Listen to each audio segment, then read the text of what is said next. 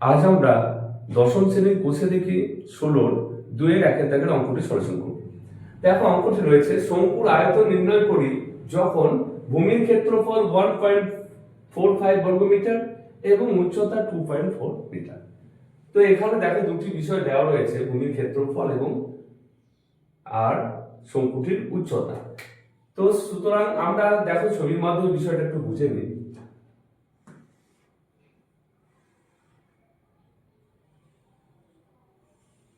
তো দেখো এটা হচ্ছে ভূমি, ভূমি কোনটা? এই শঙ্কুটির ভূমি হচ্ছে এটা, এই পোরশনটা হচ্ছে ভূমি।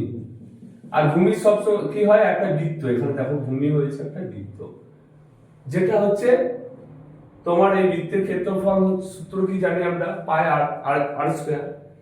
তাহলে এখানে দেখো আর কি দেওয়া রয়েছে, আর দেখো উচ্চতা দেওয়া রয়েছে। তাহলে এই ভূমির ক্ষেত্রফলটা দেওয়া রয়েছে, মানে ক্ষেত্রফল হচ্ছে কত, 1.54 বর্গ মিটার।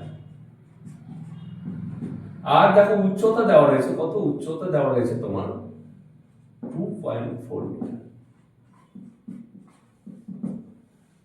তো ভূমির এবার আমরা জানবো যে শঙ্কুর আয়তন নির্ণয় করার সূত্র কি।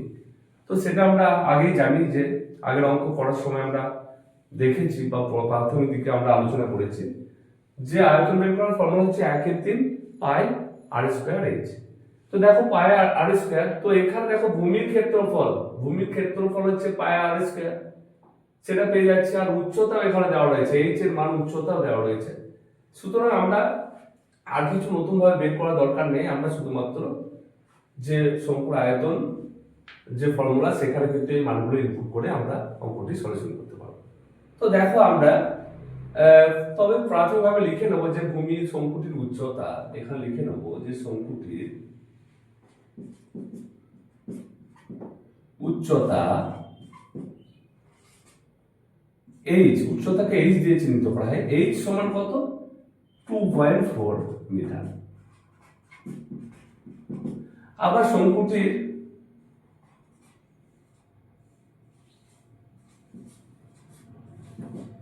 ভূমির ক্ষেত্রফল,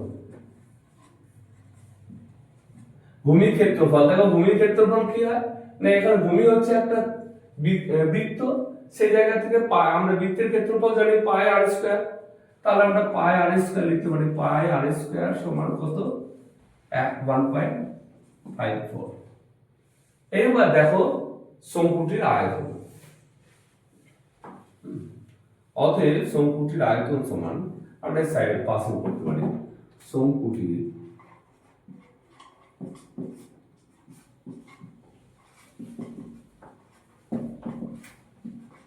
আয়তন সমান 1/3 পাই আর স্কয়ার এইচ সমান, দেখো এবার 1/3 বসালাম, তারপরে পাই আর স্কয়ারের মান আছে এখানে। দেখো যদি এরকম ভাবে ক্ষেত্রফল না বলে দিত, শুধু ব্যাসার্ধ বলতো, সেক্ষেত্রে আমাদের পায়ের মান বসাতাম, এখানে আর এর মান বসাতাম, তার স্কয়ার দিতাম, এরকম ভাবে করতাম।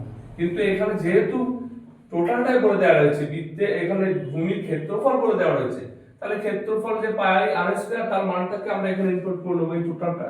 তাহলে 1.54 ইনটু এইচ এর মান কত, এইচ উচ্চতা হচ্ছে 2.4 সমান 1/3 ইনটু দুটোর পর দশমিক তোলার জন্য 54 100 দিয়ে ভাগ করলাম, একটার পর দশমিক তোলার জন্য 24 হয়ে গেল, নিচে 10, 3 কে 3, 3 8 24 সমান, দেখো এখানে উপরে কত হবে, আমরা একটু গুণ করে নেব, 154 কে 8 দিয়ে, 4 8 32, 5 8 40, আর 3 43, 8 কে 8, 8 4 12, 1232।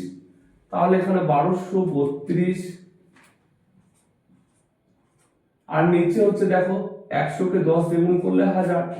তাহলে যদি 1232 কে 1000 দিয়ে ভাগ করি, তাহলে তিনটের পর দশমিক হয়ে যায়, তাহলে 1.232। এটা কি হবে, যেহেতু আয়তন বলেছে তাহলে আয়তনের একক ঘন হয়, তাহলে ঘন, আর এখানে কি একক রয়েছে, মিটার রয়েছে, তাহলে ঘন মিটার। তাহলে আমাদের এখানে শঙ্কুটির আয়তন হলো 1.232 ঘনমিটার। আমরা একের দাগের অঙ্কটি সলিউশন